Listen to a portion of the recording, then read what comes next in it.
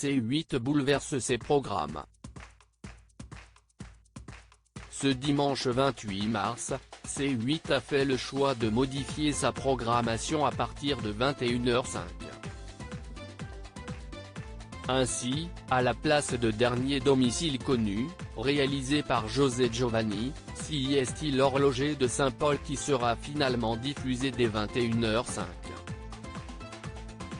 Une déprogrammation lourde de sens puisqu'elle a été décidée afin de rendre hommage à Bertrand Tavernier, le réalisateur, scénariste, producteur et écrivain français. Très apprécié du public français, sa passion pour le cinéma avait débuté lorsqu'il n'était âgé que de 12 ans. Il est décédé le 25 mars dernier à l'âge de 79 ans à Sainte-Maxime dans le Var. Avec son épouse Sarah, ses enfants Nils et Tiffany et ses petits-enfants, l'Institut Lumière et Thierry Frémaux ont la tristesse et la douleur de vous faire part de la disparition, ce jour, de Bertrand Tavernier, avait écrit l'Institut Lumière de Lyon sur Twitter pour annoncer la triste nouvelle. En première partie de soirée, les téléspectateurs de C8 pourront donc retrouver l'horloger de Saint-Paul. Il s'agit du premier film de Bertrand Tavernier, tourné dans sa ville natale, Lyon. Il est sorti en 1974 et s'inspire du roman L'horloger de Verton de Georges Simenon.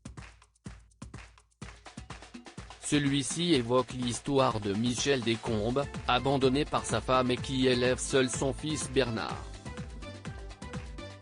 Il est horloger dans le quartier de Saint-Paul à Lyon. Un matin, il est surpris par des policiers qui viennent effectuer une perquisition à son domicile. Il apprend ainsi que son fils est en fuite avec sa compagne car il a tué des gardiens d'une usine. Tout au long de l'enquête, l'incompréhension entre un père et son fils se manifestera. Tous deux tenteront néanmoins de créer une véritable relation. Celui-ci sera donc suivi de Langue de bois s'abstenir, l'émission présentée par Philippe Labro. Des hommages qui enchaînent C8 n'est pas la seule chaîne à vouloir rendre hommage à ce grand cinéaste.